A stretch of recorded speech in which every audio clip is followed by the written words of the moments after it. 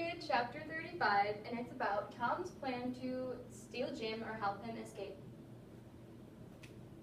So the main characters in here were Tom and Huckleberry Finn, and then the main place that this was set was in the woods behind Phelps Farm. In this chapter, Tom and Huck start making an escape plan for Jim. Tom, though, as usual, starts to take over. And so he makes this overcomplicated plans that have too many aspects to them that are just unnecessary.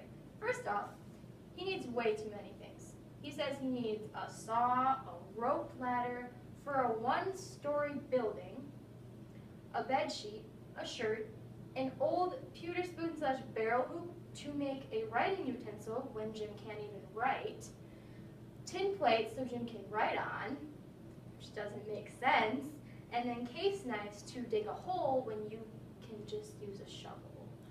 And so Huck really disagrees with this plan, and he's just like, why are you making this so overcomplicated? He doesn't understand why Tom's doing this. But in the end, they end up doing Tom's plan because Tom basically bullies Huck into going with the plan. Okay, so the main conflicts in here were that it was Huck versus Tom, because Huck wants to do this original plan, and then there was Tom who wanted to do this creative, elaborate plan that was not really needed.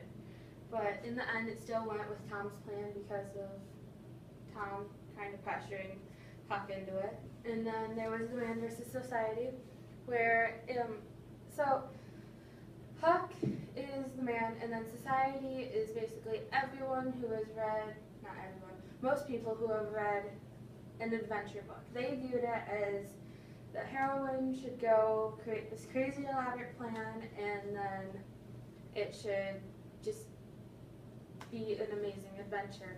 And then Huck wants to do this so that it would be simple, they would help Jim escape, and it would be like right to the point. But in the end, it still went with Tom's plan because of the pressure.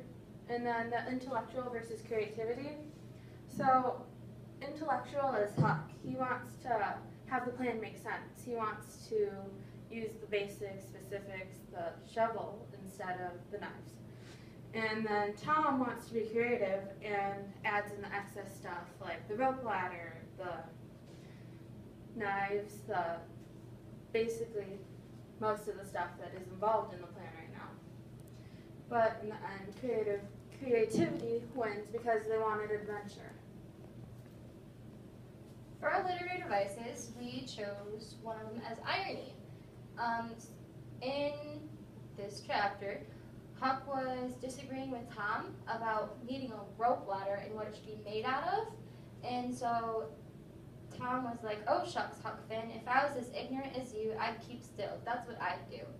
I found this very ironic because Huck was more of the sensible and intellectual one in this plan because he wanted to keep it simple and right to the point so Jim can escape in the best way. But Tom kind of made the plan not dumb, but not needed. And I found that Tom was the more ignorant one than Huck. So there was characterization in here. So Tom, this chapter really shows him as how creative and how much he looks up to these adventure books. And then it also showed him, like, he's not a leader in his perspective. He follows how people have written their books. But he's also not a follower because he knows how to command people to do things in his way. And then there was Huck, who is a follower, yet he's like trying to be a leader, but he's not really succeeding in this because he gave up in his pursuit of his own plan. Satire. So we think that Twain is commenting on the fact that society tends to overcomplicate things, like Tom, and how humans give up too easily. We both feel like Huck should have fought for his idea more. And in this chapter, you can see Huck trying to be his own person, while as he used to just follow everyone. and we feel like Huck really should have fought for his plan, because in the end, it just might screw over Jim. And then there was also illusion in here. There's Tom references all these great adventurers and amazing people when he's telling Huck Finn on how their plan should be. He talks about Casanova, Baron Trent, and Henry Ivy, and a few other people, and he's just like referencing all these people to see if Huck actually knows how an adventure should be in societal ways. We wonder if Tom Squeezy plan will actually work. Will Jim actually escape to freedom, or will the plan just not work at all? And would Huck's plan would have worked better than Tom's? And I don't think we'll get to know that at all. And then we think the author message is that it doesn't like matter how you get it done. It more matters that you get your work done in the way that you want to do it. Like, they make up this plan and they're going to help Jim escape. Like, they got what they wanted to do done. A powerful prose. It was also when Tom was bullying Huck, and he was like, "Oh shucks, Huck Finn, if I was as ignorant as you, I'd keep still, that's what I do." This is really powerful to me because it shows to me how Tom kind of mistreated Huck like his Pap did. And it just like stuck out to me because Pap used to actually hit Huck and make him a weakling, made him feel like a weakling. And in this chapter, Tom did too.